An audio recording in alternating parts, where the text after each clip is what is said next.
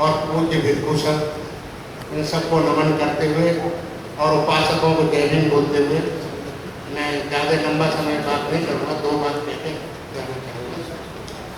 मैं सबसे पहले राजेंद्र पाल गौतम जी और उनकी सोच तथा उनके तमाम साथियों इस सारे कार्य के लिए बधाई देता हूँ, उनको आशीर्वाद देता हूँ।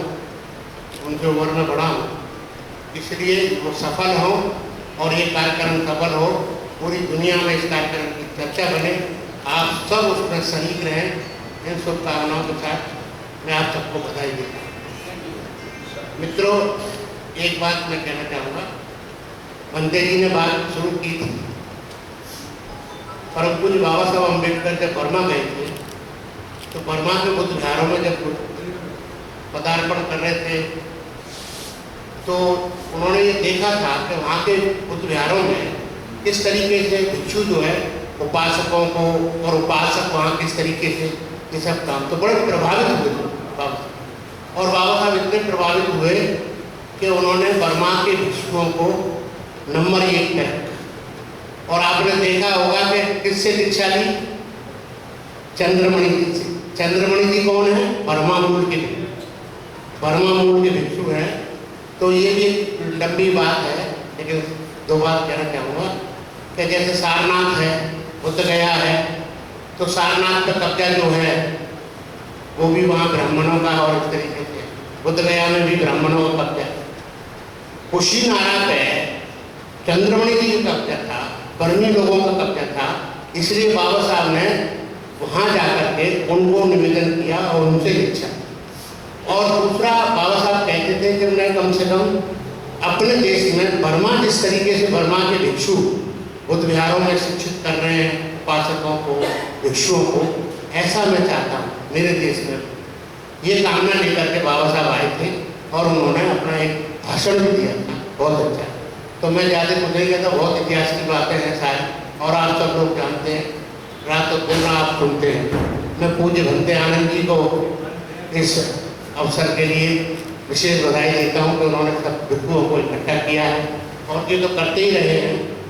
जैसा कि मेरे से पहले हमारे पूज्य भंते कर्मकर जी ने बताया, बहुत अच्छा आंदोलन चला था, और बुद्ध गया पे कम से कम कब्जा होने ही वाला था, क्योंकि राजनीति में भी हमारा प्रभाव था उस टाइम पर। तो वो लोग भी सब जानते थे, गुजराल जी थे, नानू जी थे, ये सब लोग चाहते थे कि वहाँ बौद्धों का वो हो। लेकिन कैसा भंते जी ने बताया, वो भंते सुरई सिसाई जो मुझे राजनीति के कहता था, वो सबसे पहले वहाँ जाके बीजेपी की गोद में बैठे, है ना, और पूरे संघ को, पूरे मिशन को धोखा उस आदमी। हमने 1.5 साल तक धरना चलाया था जंतर मंतर पर, 50 भिक्षु 1.5 साल तक वहाँ कंटिन्यू रहे, और उनका खाना रहना सब कुछ हम लोगों ने इंतजाम किया था। लेकिन उसका फायदा क्या हुआ? 2 आदमियों ने उठाया। एक तो वो चोर भंते था धम्मवीरियो, वहाँ से रजिस्टर चुरा के ले गया, और वो जाके लालू को बोला था जो धरना दे रहे हैं वो मेरे तहत के लिए, ये देखो रजिस्टर में ले आया हूँ, है ना। वो रजिस्टर दिखाया, उसको राज्यसभा की सीट मिल रही, वो राज्यसभा का मेंबर बन और चला गया, है ना। इस तरीके से ये भिक्षु जो है ये करते रहे, उसका परिणाम जो है हमें और धोखा मिल रहा है। और सुरेश सिसाई जी बताया, भंते जी ने इतना बड़ा धोखा दिया है, कोई माइनॉरिटी का मेंबर बन गए, हो गए वर्ष बिहार हैं और खुश हो गए। अरे तुम दुनिया त्याग करके तुम भिक्षु बने हो, भगवान बुद्ध ने सब कुछ त्यागा, वो प्रेरित किया है। ये भिक्षु संघ जो है त्याग की मूर्ति है, ये चीवर त्याग की मूर्ति है। दुनिया में कोई ऐसा नहीं है ऐसा भागते हैं, यहाँ तो भिक्षु जिस तरीके से लड़ते हैं, झगड़ते हैं, सब कुछ है, वो सब कमियाँ भी हैं, क्योंकि वो सही तरीके से ट्रेनिंग नहीं हो रही है, भिक्षु सेंटर नहीं है, सब काम प्रेरित हो तो 227 सीट जैसे भंते जी बता रहे हैं उन पर अमल होगा। इन्हीं शब्दों के साथ मैं आप सबको बधाई देता हूँ, और आप सबका आशीर्वाद चाहता हूँ कि आप सब लोग भी सद्भावना से राजेंद्र पाल गौतम को आशीर्वाद दें और मन से इस काम को सफल बनाने के लिए सहयोग करें। इतना निवेदन करते हुए मैं अपनी बात समाप्त करता हूँ। 3 बार जय हिंद बोल करके आप सबको वंदन करता हूँ। नमो बुद्धाय।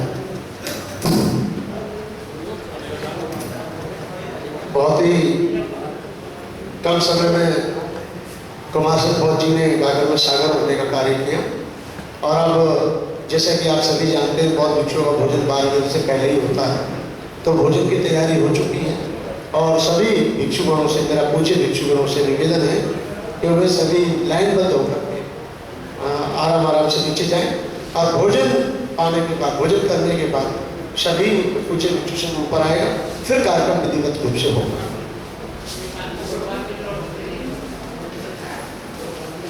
चलो भाई जान